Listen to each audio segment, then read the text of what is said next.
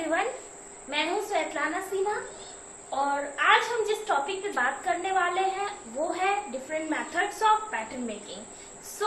सबसे पहले हम ये समझते हैं कि पैटर्न मेकिंग है क्या। तो पैटर्न मेकिंग को हम रेफर करते हैं एज अ टेम्पलेट।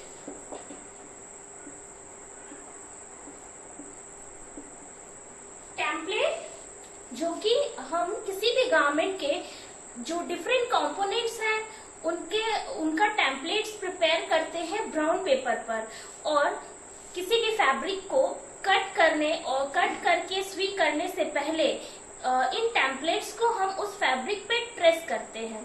ठीक है, तो ये हो गया टेम्पलेट्स। ठीक है, पैटर्न मेकिंग। अब बात करेंगे कि पैटर्न मेकिंग के वो कौन से डिफरेंट मेथड्स हैं जिसके थ्रू हम ये पैटर्न मेकिंग डेवलप कर सकते हैं। ठीक है, तो जो सबसे पहला मेथड है वो ड्राफ्टिंग।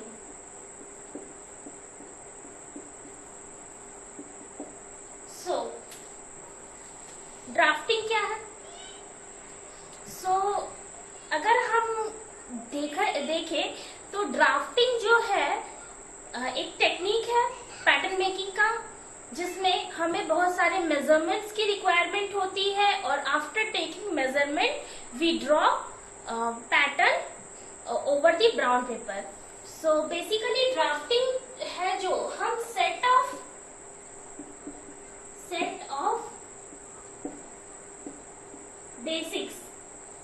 बेसिक के सेट्स को डेवलप करने के लिए यूज करते हैं। तो ये बेसिक सेट किसे कहेंगे? बेसिक का हो या फाउंडेशन का हो, यानी कि किसी भी बॉडी है, मान लो ये हमारा ड्रेस फॉर्म है। ठीक है, तो हम जो फाउंडेशन बॉडीज प्रिपेयर करेंगे, that means no design, no any different design, varieties of design, only plain dress. Okay, that is basic. तो अगर हम इस बेसिक्स डेवलप कर रहे हैं तो कितने सेट होंगे? सेट ऑफ बेसिक्स में 5 सेट होते हैं। 2 bodies for the upper torso,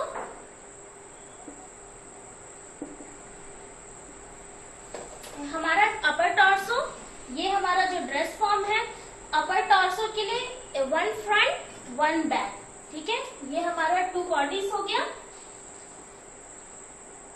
फिर 2 सेट ऑफ स्कर्ट,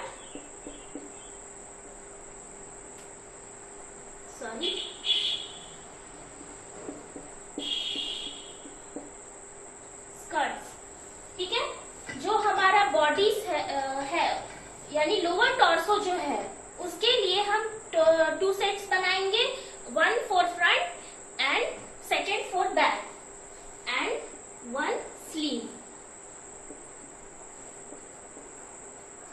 ठीक है, तो ये हमारा ड्राफ्टिंग मेथड है जिसके थ्रू हम बेसिक्स डेवलप करेंगे।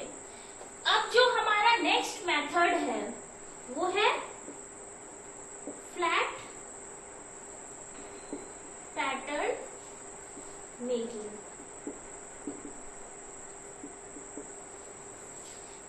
अब बात करते हैं फ्लैट पैटर्न मेकिंग क्या है।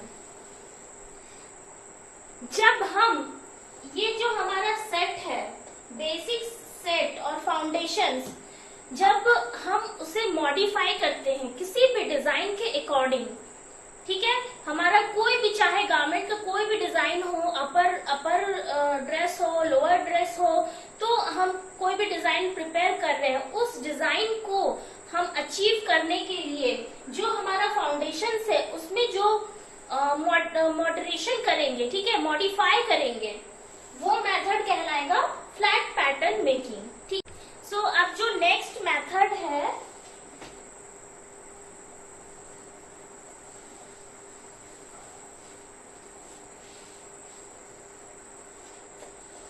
जो नेक्स्ट और लास्ट मैनुअल मेथड है draping.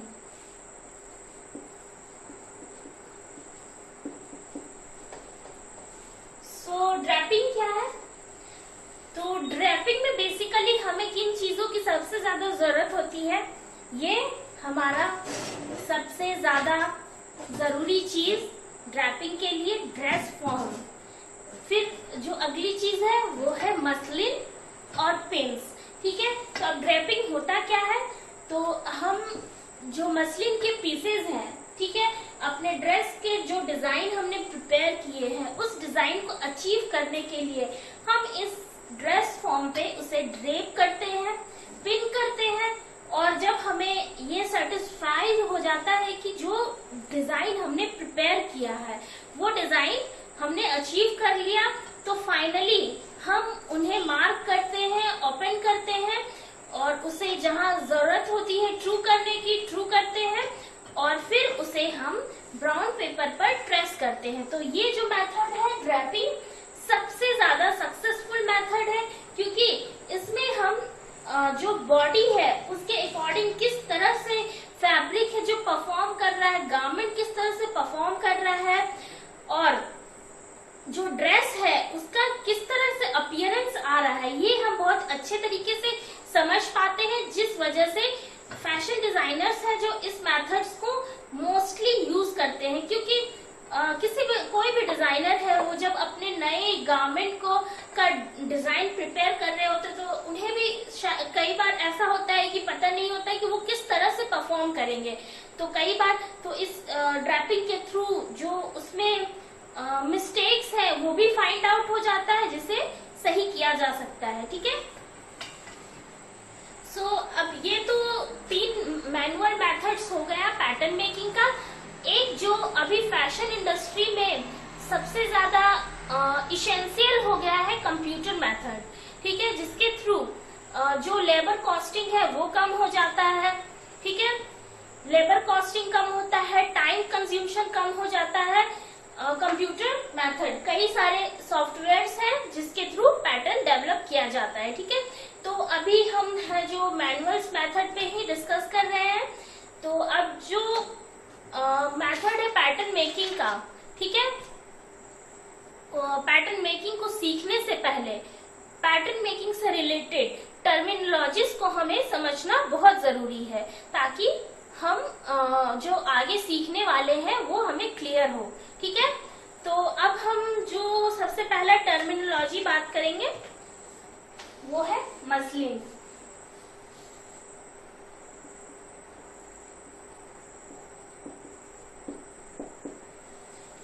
So basically most of you familiar with muslin.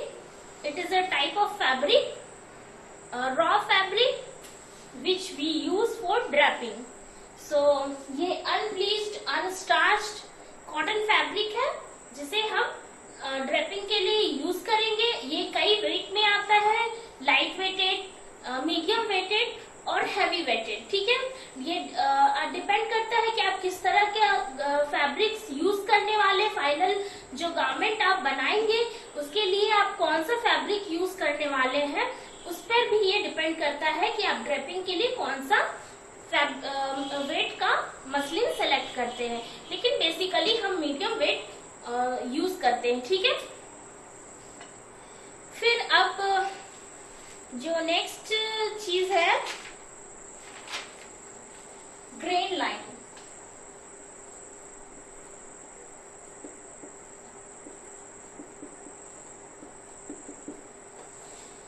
Most of you studied in textile science, grain lines.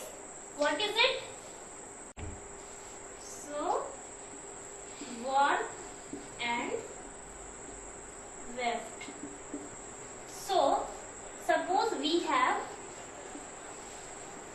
a piece of fabric here. This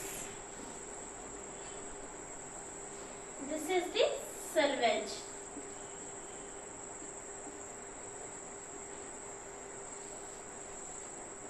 Every fabric woven with the 2 set of yarns.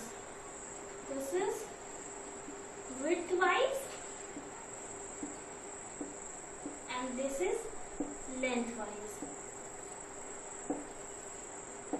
So widthwise threads which goes up and down is weft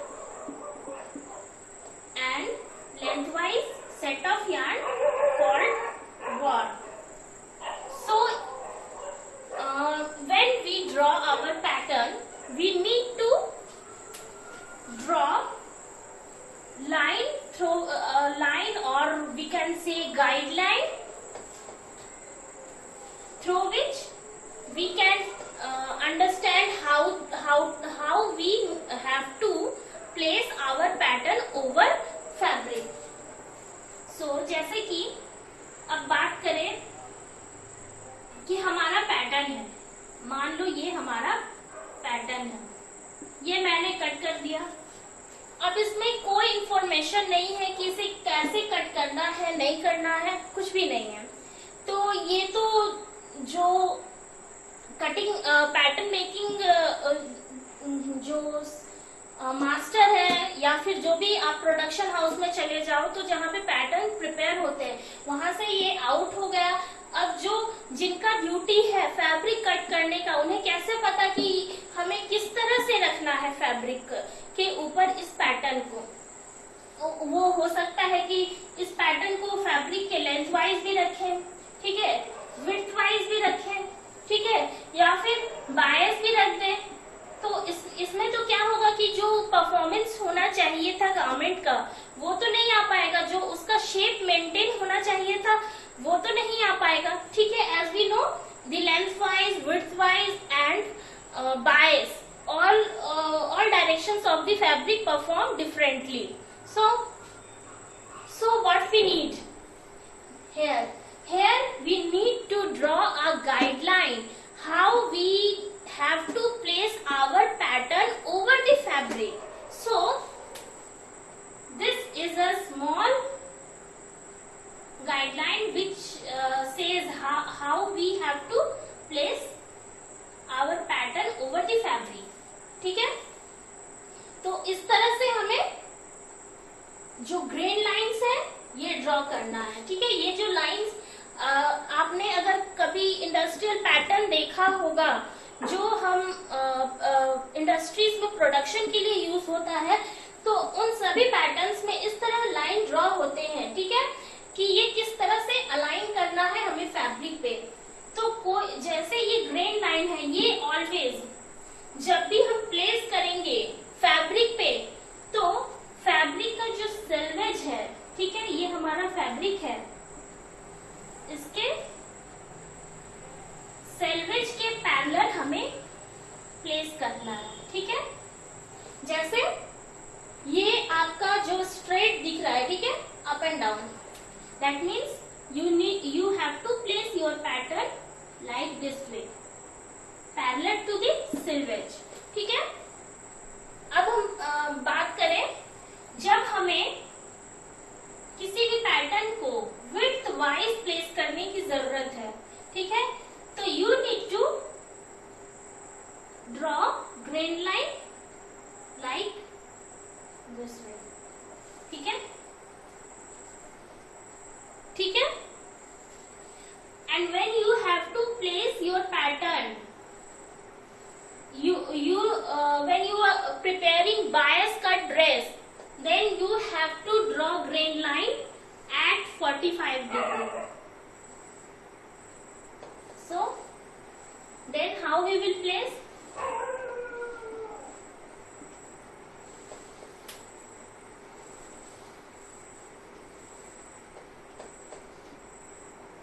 This is our fabric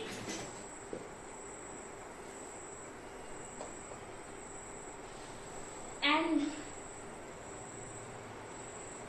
then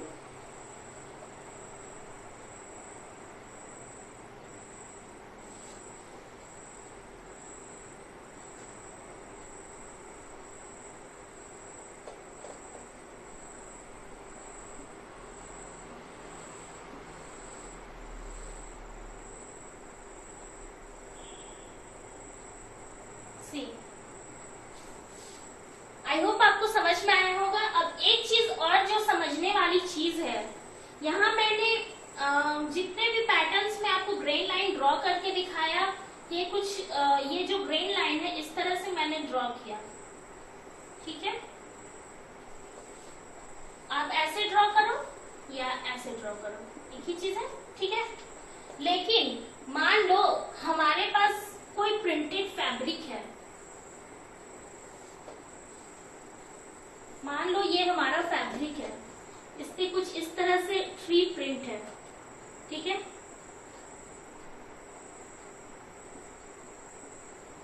ये सारा एक जैसा print है, ठीक है। अब हम ये कैसे इंडिकेट करेंगे कि जो हमारा ये प्रिंट है ये अपवर्ड ही है? ये तो जरूरी है। हमने बायस का आइडेंटिफिकेशन दिया कि हमें इस तरह से बायस करना है, विड्थ वाइज करना है तो इसका आइडेंटिफिकेशन दिया, ठीक है। लेंथ वाइज कट करना है तो उसका आइडेंटिफिकेशन दिया। बट हम तो ये आइडेंटिफिकेशन के बारे में बात नहीं किया जब हमारा फैब्रिक पे प्रिंट वन साइडेड हो, यानी कि आपको जरूरत है उसे सिर्फ और सिर्फ लेंथ वाइज। तो ये जो मैंने एरो ड्रॉ किया था, आप ध्यान दीजिए, ये इस तरह से अपर हेडेड भी है, लोअर हेडेड भी है। बहुत कोई आप लोग अगर साइंस पढ़े होंगे 9th 10th में तो रिवर्सिबल रिएक्शंस पढ़ते थे, ठीक है। तो उसमें कुछ इसी तरह से एरो बनाते थे, यानी कि ये जो रिएक्शन है ये इधर से करके ये प्रोडक्ट फॉर्म कर सकता है, फिर ये प्रोडक्ट है जो ये फॉर्म कर सकता है। ये इस तरह की चीज में हमने ये एरो यूज किया था। बहुत कोई भूल भी गए होंगे, मुझे याद है, ठीक है। तो ये अगर हम एरो अभी अगर ड्रॉ कर रहे हैं, दैट मीन्स आप पैटर्न को इस तरह भी अलाइन कर सकते हैं या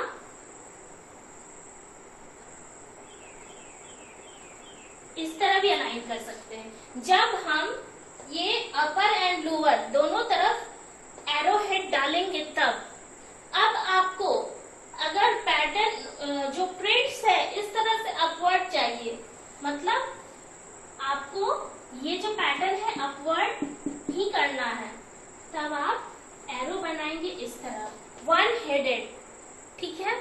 ये बहुत छोटा पॉइंट है लेकिन बहुत ध्यान देने वाली चीज है। नहीं तो अगर हम इन छोटे छोटे चीजों पे अगर केयर नहीं करते हैं, ठीक है, और कल के डेट में हम जब अपना प्रोडक्शन हाउस खोलते हैं, स्टार्ट करते हैं, तब ये छोटा सा मिस्टेक बहुत बड़ा लॉस करता है, ठीक है। इसलिए इन चीजों को अभी से समझिए, अभी से सीखिए, ठीक है। अगर हमें लोअर हेडेड, मान लो ये प्रिंट कुछ इस तरह से हो, चलो मान लो कि मुझे इस तरह का प्रिंट है। बात एक ही है, मतलब जैसे अगर ये लोअर चाहिए तो बस वन हेडेड आपको बनाने की जरूरत है, ठीक है। मतलब जिस तरह से अलाइन करना है, अगर एक तरफा प्रिंट चाहिए, ठीक है, तो वन हेडेड करो, ठीक है। अब हम बात करते हैं हमारा नेक्स्ट टर्म के बारे में।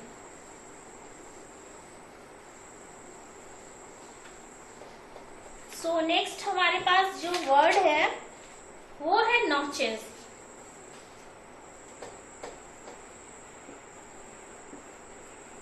ठीक है। So maybe most of you are familiar with the notches. It is a small mark over the pattern, small triangular cut mark, ठीक है, कुछ इस तरह से। So ये स्मॉल इस तरह से बिल्कुल ही छोटा कट मार्क होता है। तो अब जो पहले बात करते हैं कि नॉचेस का फंक्शंस क्या क्या है।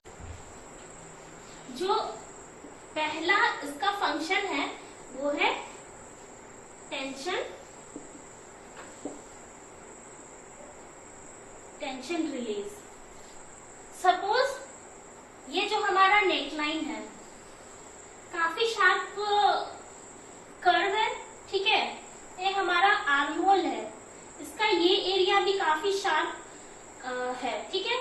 तो जब हम ये जो हमारा सीम अलाउंस है, ठीक है, ये हमारा सीम अलाउंस है, तो जाहिर सा बात है जब हम इसे स्टिच करके इसे रिवर्स करते हैं तो ये एरिया स्मॉलर हो जाता है, ये लार्जर हो जाता है, जिस वजह से सीम अलाउंस पे टेंशन आता है, जिसकी वजह से जब फैब्रिक को हम रिवर्स करते हैं तो एक अच्छे से अच्छा एक परफेक्ट लाइन क्रिएट नहीं होता।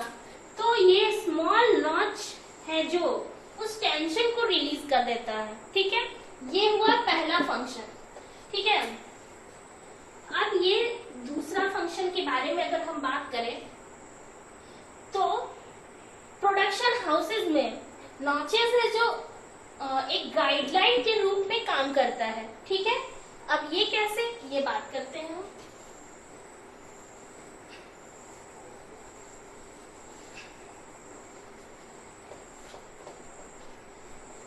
सपोज ये हमारा बॉडीज है, ठीक है, ये बॉडीज है। अब इसके साथ हमें पफ स्लीव अटैच करना है। तो पफ स्लीव है जो इस आर्महोल से मोर फुलर होगा, ठीक है। अब ये जो लार्जर एरिया और फुलर एरिया है हमें इस आर्महोल के साथ अटैच करना है। ये यहाँ से एरिया जो ये जो हमारा एरिया है ये गैदर्स बनाने के लिए हमने लिया है, ठीक है। और ये कर्व है जो इतना तक आना चाहिए, ठीक है। तो अब हम क्या करेंगे, ये जो सीम अलाउंस है इसका और इसका, तो जिस पॉइंट तक हमें जिस चीज को जोड़ना है, ठीक है, यहाँ हम स्मॉल नॉच मार्क करेंगे, ठीक है। तो अब ये क्या होगा कि एक गाइडलाइन के रूप में काम करेगा और परफेक्ट सीम क्रिएट करेगा, ठीक है। ये हम है जो परफेक्टली समझ सकते हैं कि ये जो नॉचेस है हमें यहाँ पे मिलाना है, ठीक है। ये इस तरह से जो वर्कर्स हैं, ठीक है, जो प्रोडक्शन हाउस में वर्क कर रहे हैं, स्टिच कर रहे हैं, उनके लिए काफी हेल्पफुल साबित हो जाता है, ठीक है। और इस तरह से हम डिफेक्ट्स क्रिएट करने से बच जाते हैं, ठीक है। ये हो गया दो फंक्शंस। और जब हम इस तरह से गाइडलाइन के तौर पर नॉचेस को यूज करते हैं तो इसे हम कहते हैं बैलेंस मार्क। आई थिंक आपको समझ में आया होगा ये पॉइंट। ये सारी बहुत छोटी छोटी चीजें हैं, लेकिन पैटर्न मेकिंग और प्रोडक्शन जो फाइनल गारमेंट है उसके लिए ये बहुत ही बड़ा फैक्टर के रूप में काम करती है, ठीक है। अब बात करेंगे डार्ट, जो नेक्स्ट पॉइंट है हमारा dart. So basically what is dart? It is a small wedge shape or triangular shape which controls fitness of any garment, and this two side this is dart and they both of their side called dart legs, and the area which we need to close is called dart intake, ठीक है। ये चीज समझ में आया। अब बात करेंगे हम नेक्स्ट जो चीज है वो blending.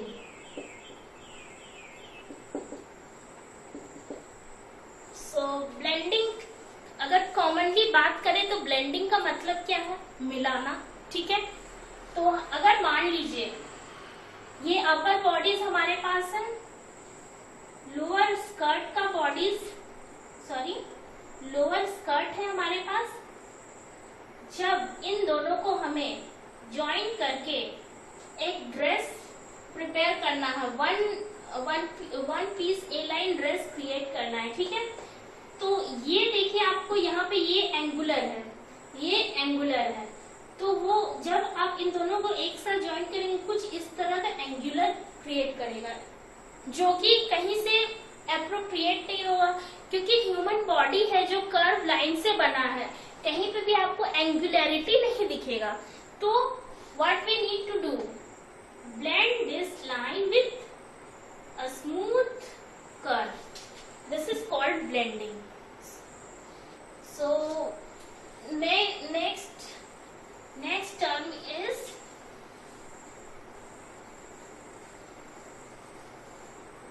now we are going to talk about our next term, truing.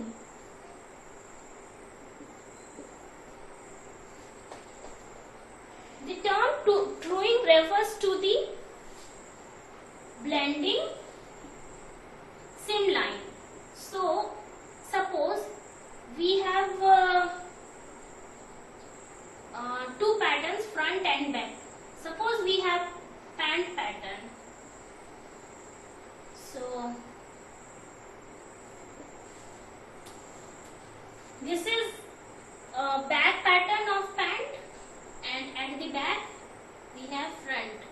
Sometimes it happens in drafting, front and back patterns do not match, or sometimes we have the much curved line at the front or back. Then what we need to do? We need to do through the lines for perfect seaming. So we have extra here.